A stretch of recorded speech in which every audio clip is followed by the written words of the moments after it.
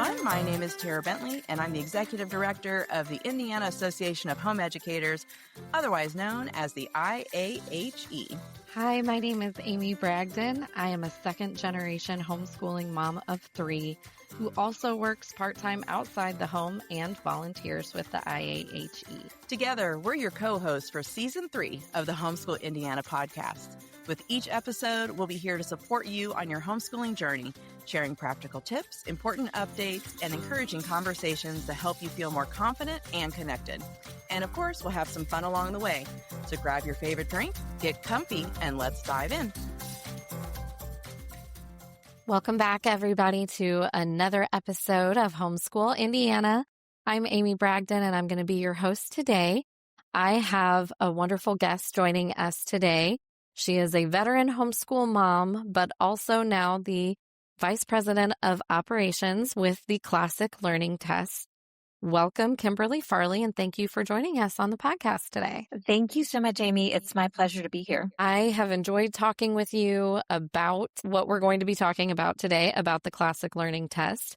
I think some people have also heard of it as the CLT or CLT exam, but we might have some listeners that are just not familiar with it at all. So if you could just start off by explaining what the Classic Learning Test is and who it's for, that would be great. Yeah, thanks so much. CLT, the Classic Learning Test, is an exam that started as an alternative for ACT and SAT. So it is a college entrance exam. Over time, we developed a CLT 10 for 9th and 10th graders, kind of a corollary to the PSAT, and then eventually 3rd through 8th grade testing as well. So really an exam that would encompass most of the years that students would typically ask for or, need a test for maybe end of year testing requirements, or just parents who want to say, like, how are we progressing? Where are my kids landing? What are their strengths? What are their areas for improvement?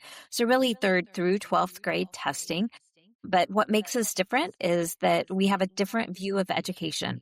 So rather than a really utilitarian view of education as just job placement or something, we look more at education as the development of the individual, right? Education throughout history has been about the formation of people. It is virtue formation. It is the development of people. And so we think that part of the way that you accomplish that is by reading some of the best of what has ever been written. And so if you understand something about your place in history because you've read the great ideas that have come before and have shaped the culture that you're in, that helps you to really understand more about humanity and what our place is. I think most of our children have been inspired by great stories, that really captivates their imagination. And so when we look at these timeless texts that have really captured the imagination of people throughout history, we know that it teaches us something about ourselves and about the human condition overall. And so CLT really takes that idea and puts these timeless texts in front of students. And we're still assessing reading, grammar, writing, and mathematics, but we're doing it with a lot of logic thrown in, but also just putting beautiful, timeless texts in front of students. That, I think, is a wonderful thing for homeschool parents to hear, because I know so many homeschool parents who have put so much effort into their children reading great literature, reading these texts like you're talking about that are just timeless and that really captivate and teach the students. But also, I think for homeschool parents, I know there is that kind of in the back of your head always, am I teaching them everything that they should be learning? And you get tempted to kind of teach to what you think other tests are going to be requiring of them. Other tests are going to be measuring for them.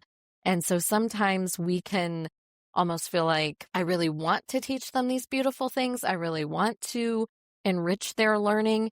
But if that's not what's on the test, then am I wasting our time with this? Is this going to actually help them in their journey for higher education?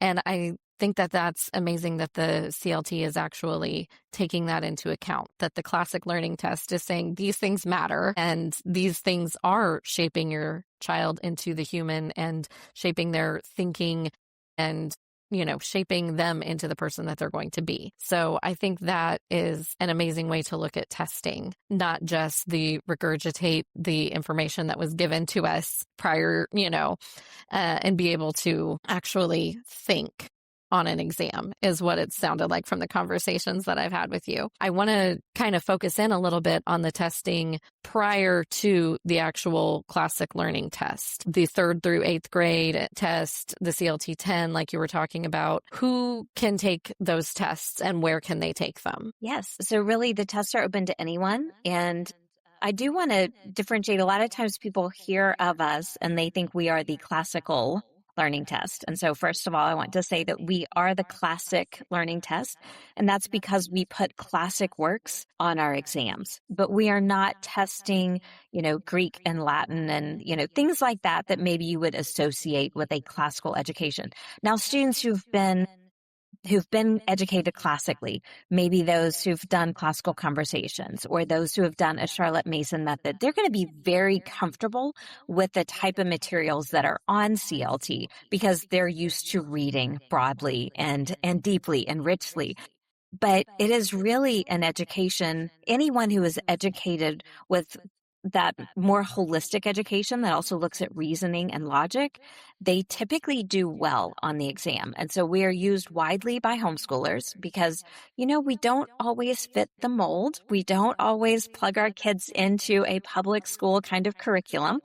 And so because the CLT is not aligned with the public school scope and sequence, a lot of homeschoolers find a lot of benefit to it. But we are used by public schools, by private schools, by classical schools, by, Christian and parochial schools, as well as really the breadth of homeschoolers as well. So the tests are available online and at home. And so for the 3rd through 8th grade tests, that means a parent is proctoring. And so the parent can sit down. The tests are given online. And so the students will take the test on the computer. Parents administer it right there. They can proctor it for their students.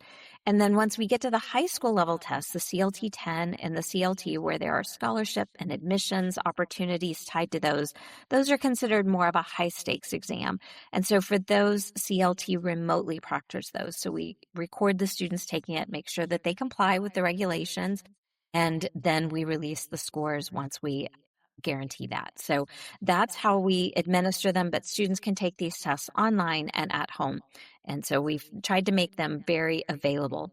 We do also offer homeschool testing. So like a lot of schools will order tests and administer them to their whole classroom. We work with homeschool co-ops that want to do that as well. So if you have a group or a tutorial that wants to administer tests to the whole group, we can work with you to administer tests that way as well. Okay, that's great. That's a good option to know of for the group testing, but also with the homeschool setting kind of in mind as well. I know there's a lot of homeschool parents that are always looking for some type of testing because they just want that peace of mind to know that they're not failing their students. I know that parents struggle with self-doubt and things like that all the time, whether they're veteran homeschool parents or newer homeschool parents. Everybody always has kind of that thought in the back of their head that I want to make sure I'm doing right by my child. I want to make sure that I'm doing enough and helping them. And as you mentioned earlier, there are analytics that the parents will get afterwards that will help them kind of see strengths and weaknesses as well, correct? Absolutely. I am a big advocate for using the analytics in a really positive, proactive way. So I think we know as homeschool parents, we can be our own worst enemies sometimes. We can doubt ourselves. We can let fear get the better of us. Long-term studies show that our students tend to do really, really well long-term because we have poured into them and personalized their education. But still, I think those doubts can creep in. And so we know that any kind of testing is limited, right? We can never do this one size fits all. It's going to encapsulate everything about your student. We know things like perseverance and attitude and all of this play a huge role in how our students perform long term. But it can be really helpful on an academic sense just to see where are my students really thriving and where are those things that maybe we need to put a little more effort into or we need to adjust the way that we're teaching that subject. So one of the things that I like to tell families, though, is we get so focused on the things that they are not doing as well in that we overlook the things that they are doing so very well. And so anytime you get any kind of standardized testing results back, I really think the first thing you should do is look at where your students are thriving. Look where their strengths are, because that may give you some really good cues as to what's going really well, the type of instruction that's working for them. It may also be those things that you want to provide more enrichment for your students, or those things that you're like, man, they seem to be thriving in that area. We're going to make sure that they have lots of opportunities there. And then you're going to take the other side of that, which is like, okay, where do they have a little more room for growth? And are there things that we could do, that we're doing in maybe these areas where they're thriving? Are there ways that we're instructing them there that we could apply to these other areas that are maybe not as strong? And so less like, oh, we got to throw out all of the curriculum, and more like, how do we continue to address this so that we maximize the education? We only have so long at home with our kids, right? And those years, they go by so fast. I look back now and I'm like, my youngest is a senior in college. I'm like, wow, where did the time go? But, just trying to take all of that time that we have and capture it to the best of our ability, making the best use of our time. And I think that analytics from exams can help you do that and just set them up for success. So for parents who are listening right now who are like, that sounds so great, but I need accommodations for my child. That is always, I think, something that kind of makes parents whose children may need special accommodations or have special needs, they always might kind of take a step back and be like, I don't know if this is going to work for us. But Classic Learning Test has kind of already taken those families into account. Tell us how you guys help students that may need special accommodations. Yes. For our 3rd through 8th grade exams, we just recommend that parents would administer the test the way they normally would accommodate their students. So if they would normally give them extra time, you can extend the recommended time on that test. If it is something like you would give them maybe a number line or something like that when they're doing math. If they really struggle with math, then you could do those kinds of accommodations. So 3rd through 8th grade, again, parents or primary educators, let them do the things that they would normally do to accommodate their student in their home environment. And then once we get to the high school level exams, because again, college entrance, scholarships, things like that are on the line, we want to make sure that there's a level playing field as we assess that. So we do require families to go through a formal approval process for accommodations. But if you fall into this category of students that have had to apply for accommodations, you know that maybe some of those other testing companies out there have not been very favorable toward homeschoolers in allowing these things to be approved, and even making the way that you apply for them onerous and difficult, and it can take a very long time. I've talked to a few people who are like college counselors right now who work with homeschoolers, saying that they just can't get homeschoolers accommodations right now on the ACT.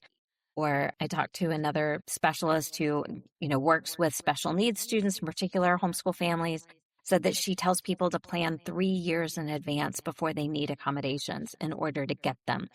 And so CLT, I have a big heart for homeschoolers. And so, as do many of us, there are a lot of veteran homeschool parents who work at CLT and some current homeschool parents who work at CLT. And so we make sure that the opportunity is there. We don't want to treat homeschool families different than we would treat schools. And so there's a secure portal. You can upload everything directly into that portal. It is, HIPAA level certification and data privacy on that. And we consider those requests just like we would if a school submitted them. And so you don't have to fax documents in. It doesn't take years. We ask that people apply 4 weeks before the exam date.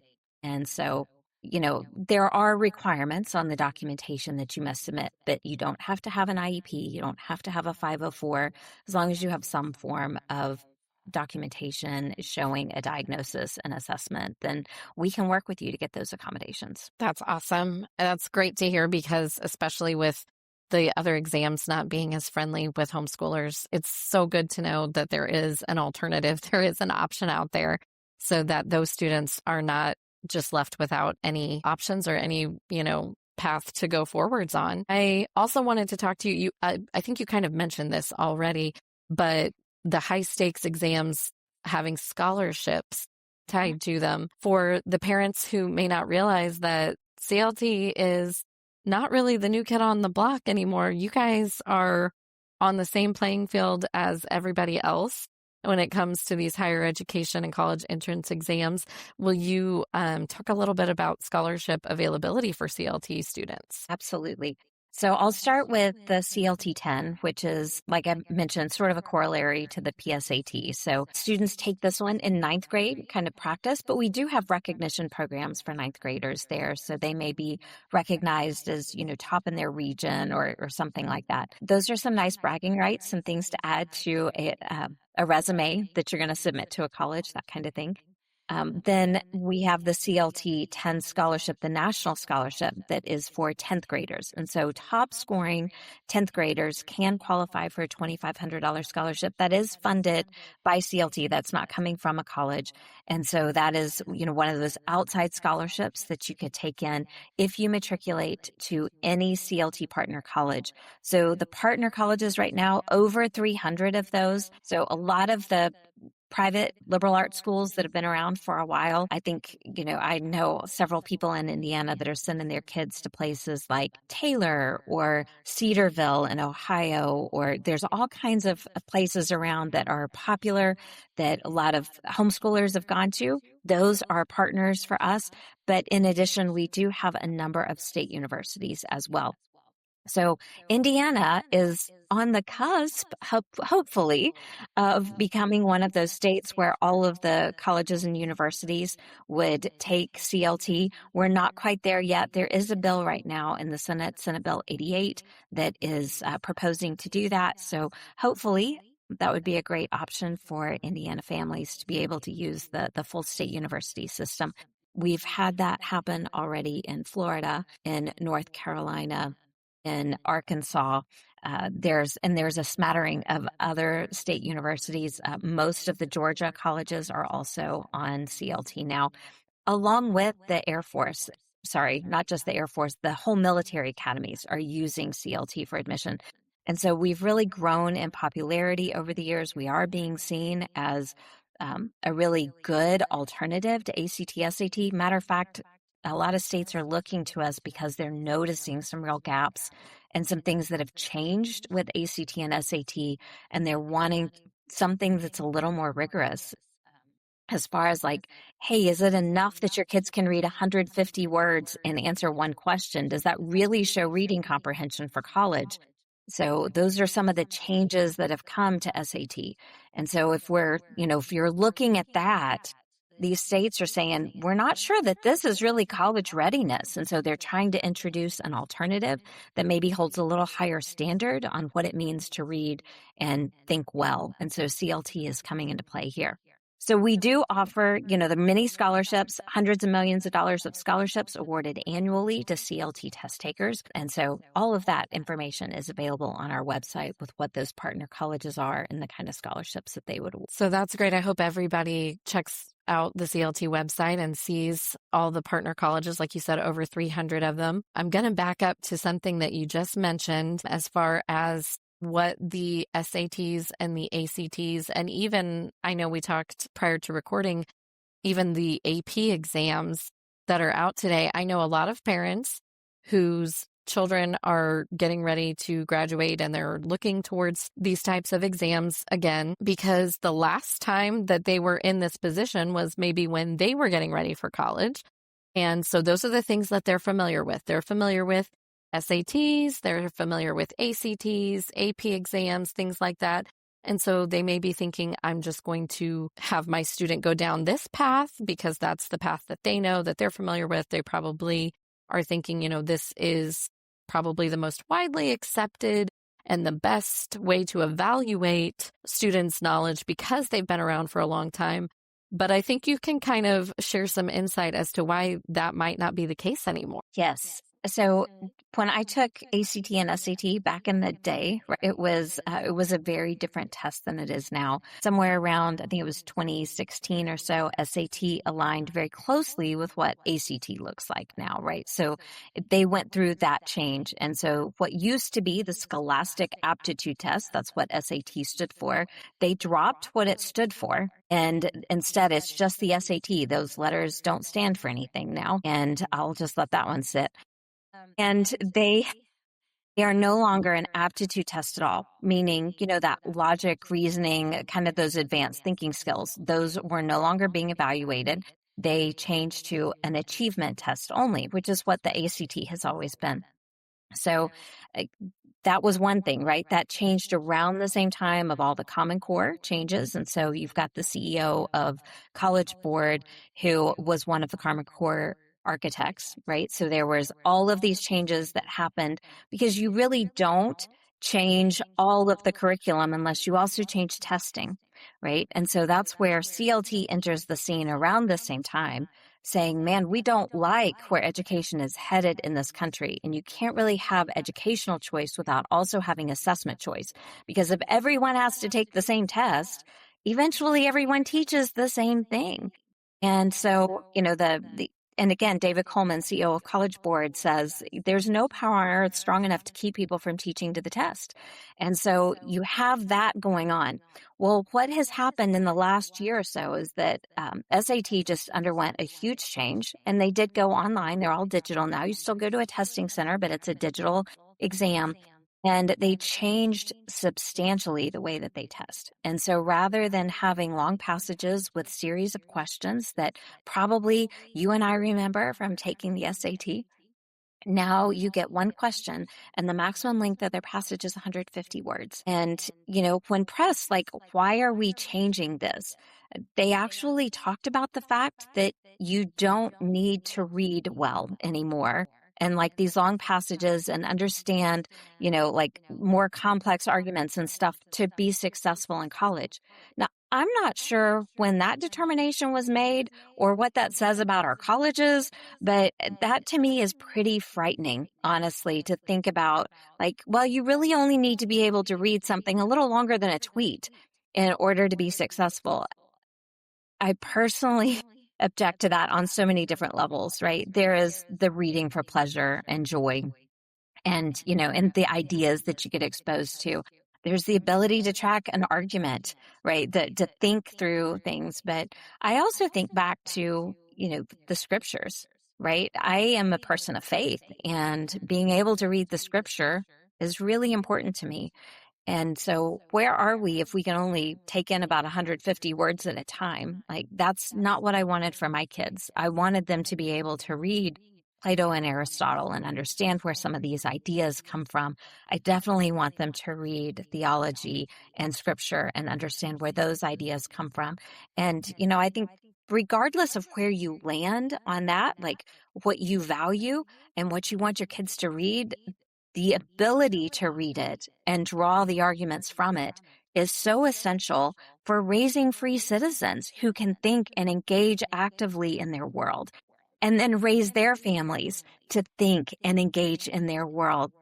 And I just think that we're losing some of that if we keep stripping it down and making it so unimportant that people be able to read big ideas and engage with them on a deeper level. Absolutely. I think kind of what you're talking about, the dumbing down of America, is kind of one of the phrases, that I think that we've heard when it comes to these things. Obviously, homeschool parents in general, regardless of which kind of method you're using or, what curriculum you choose, we're all pouring into our kids so much that I think that it's almost not an insult, but it's just very discouraging to see that this is the standard that is being held to, if you can call it a standard, really, for these other tests. And so it does make you think, what are we teaching our kids all of these things for? Why are we doing this? And so, that's the mission of CLT, right? You can probably give us the actual mission statement, but I feel like the mission of CLT and the mission of the homeschool parent are kind of going hand in hand at this point. And we are wanting to hold our kids to a higher standard. And the testing, as we talked about, driving the curriculum, it is very discouraging to see the little that's expected. I think that's maybe why people are sometimes becoming more disillusioned with the entire college pathway in and of itself and the college journey. But it makes it that much more refreshing to know that Classic Learning Test is trying to raise the standards and to help students be able to show what true knowledge is and measure that in a meaningful way. Do you also think, as far as what CLT is testing, do you think that this is something that, regardless of methodology or where families have been in their educational journey, do you think that this is something that is valuable for them, even if their students aren't sure what path they're going to be taking after graduation? Yes. Absolutely.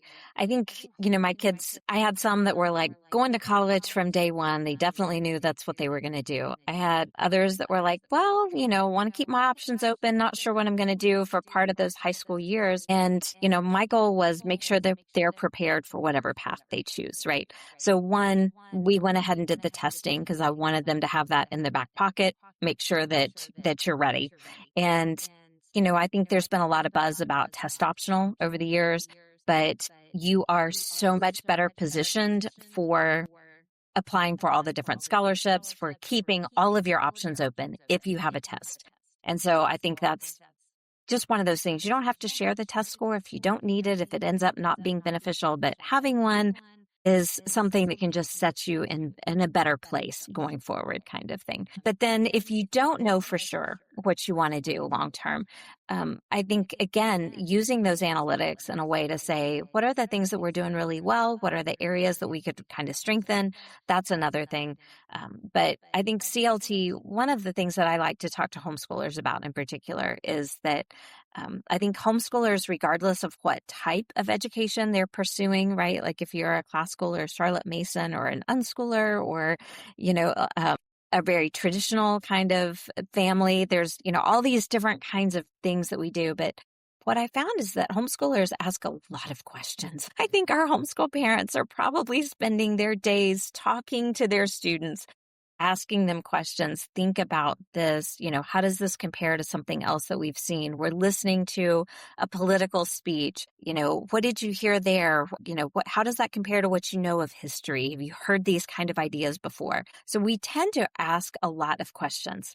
And so I just think that with that, it's one of the things that puts people in really good stead when they do go to take the CLT, because they are already thinking very logically. They are pursuing all of these different ideas. They know how to connect these thoughts to one another. So I think that's one of the reasons why homeschoolers tend to thrive on the CLT, is because we're a very logic-based test. The next thing I wanted to kind of talk to you about was, obviously, you're going to be coming to our Parenting and Homeschool Conference. CLT is a sponsor for our conference, and you're going to be doing some programs for the teens, for test prep for the teen track. Can you tell us a little bit about what you're going to be doing there without giving too much away? Yes. So I am doing one session for the parents who come along, right, about academics and high school and preparing for college, that kind of thing. And then for the teens, though, I am doing kind of a test prep, but this is maybe a little different than what others have done before. We're going to talk about testing a little more holistically, and that, I know that homeschoolers are not all going to college. They're not all taking a college entrance exam. And so we will talk about tools and tips and things that can help them, maybe time management, controlling anxiety, things like that when they're taking a high stakes exam. But we're also going to focus on just some of those skills and how they relate. If your students are going to take the ASVAB because they're going to go into military service, right?